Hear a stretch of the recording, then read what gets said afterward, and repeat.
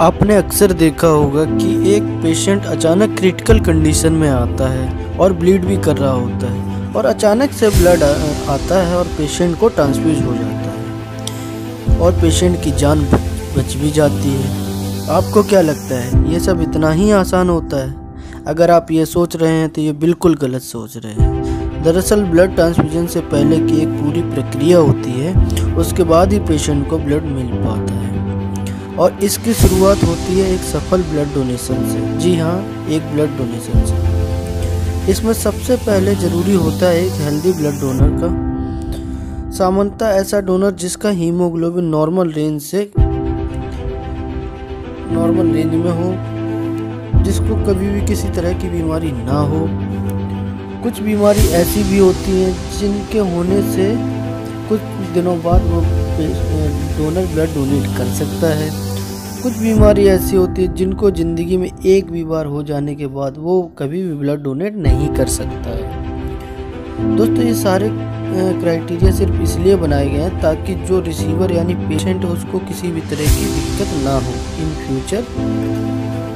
ये तो हो गए एक बेसिक नॉलेज। अब आते हैं पूरी एक ब्लड डोनेशन प्रोसेस के ऊपर। तो सबसे पहले डोनर की स्क्रीनिंग की जाती है, जिसमें डोनर का CBC किया जाता है, जिससे है पता चलता है कि डोनर डोनेशन करने की स्थिति में है भी या नहीं। उसके बाद उसका ब्लड ग्रुप किया जाता है, जिससे कि ये पता चले कि ये इसका ब्लड ग्रुप क्या है by finger pricking.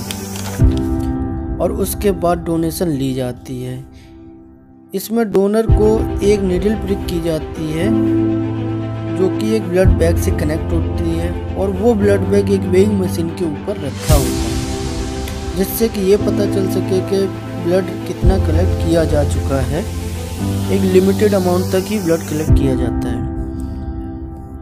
Blood donation की प्रोसेस सामान्य तौर पर 5 से 7 मिनट में कंप्लीट हो जाती है और उसके बाद डोनर को थोड़ी देर के लिए आराम करने को बोला जाता है, क्योंकि कई केसेस में पेशेंट को चक्कर जैसी दिक्कतें आ जाती है, जो कि नॉर्मल चीज़ है। उसके बाद पेशेंट को रिफ्रेशमेंट दी जाती है। रिफ्रेशमेंट इसीलिए दी जाती है ताकि जो पेशेंट है वो नॉर्मल हो जाए। इसके बाद ये ब्लड जाता है ब्लड बैंक या लैब एरिया में और वहाँ इस बैग की टेस्टिंग की जाती है, जिसमें बैग की HIV, HCV, HBsAg, VDRL और मलेरिया जैसी जांच की जाती है। इसके साथ ही डोनर का फाइनल ब्लड ग्रुप भी किया जाता है। ये सारी इन्वेस्टिगेशन हो जाने के बाद बैग की एक सेंट्रीफ्यूज की मदद से सेंट्रीफ्यूज किया जाता है, जिससे कि इसके कंपोनेंट्स बनाए जा सकें। सेंट्रीफ्यूज करने के बाद हमारा ब्लड 3 पार्ट्स में डिवाइड हो जाता है। नंबर 1 पे आता है RBC, नंबर 2 पे आता है प्लाज्मा, नंबर 3 पे आता है platelets. Number 1 red blood cells, जिसमें कि हीमोग्लोबिन प्रोटीन पाया जाता है जो कि ऑक्सीजन का ट्रांसपोर्टेशन का काम करते हैं। और RBC अनेमिक पेशेंट या जिसका ब्लड लॉस हो गया उसी को दिया जाता है। नॉर्मल हम PRBC बोलते हैं इसको। प्लाज्मा प्रोटीन से मिलकर बना होता है, प्रोटीन और वाटर से मिलकर बना होता है मोस्टली।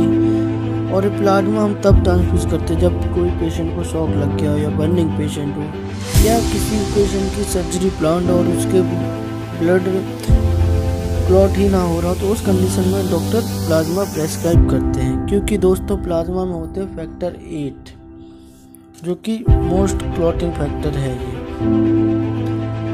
नंबर 3 पे आता है ये तब ट्रांसफ्यूज की जाती है जब पेशेंट की प्लेटलेट कम हो या ब्लीडिंग ना रुक रही हो। उस कंडीशन में पेशेंट को प्लेटलेट दी जाती है। तो नॉर्मली जब भी किसी पेशेंट को ब्लड की रिक्वायरमेंट होती है तो सबसे पहले वहाँ से एक फॉर्म फिलअप होकर आता है, जिसको हम बोलते हैं ब्लड रिक्विजिशन फॉर्म। उनके साथ एक EDTA और एक प्लेन सैंपल पेशेंट का लिया जाता है, फिर वो ब्लड बैंक में भेजा जाता है। ब्लड बैंक में भेजने के बाद वहाँ पे पेशेंट का ब्लड ग्रुप होता है, दोबारा से फिर डोनर का ब्लड ग्रुप होता है सेम ग्रुप का। उसके बाद होता है उसका क्रॉस मैच टेस्टिंग। दोस्तों, इसमें नॉर्मली एंटीजन और एंटीबॉडी की रिएक्शन देखी जाती है। अगर किसी भी तरह की रिएक्शन नहीं हो रही है तो ब्लड बैंक कंपैटिबल है, तब हम फाइनली उसको इशू कर सकते हैं, अदरवाइज हम उसको इशू नहीं कर सकते। तो दोस्तों हमारा वीडियो कैसा लगा? अगर वीडियो सही लगा तो चैनल को सब्सक्राइब कर लीजिए और बेल आइकन को प्रेस करना मत भूलिएगा। जुड़े रहिए।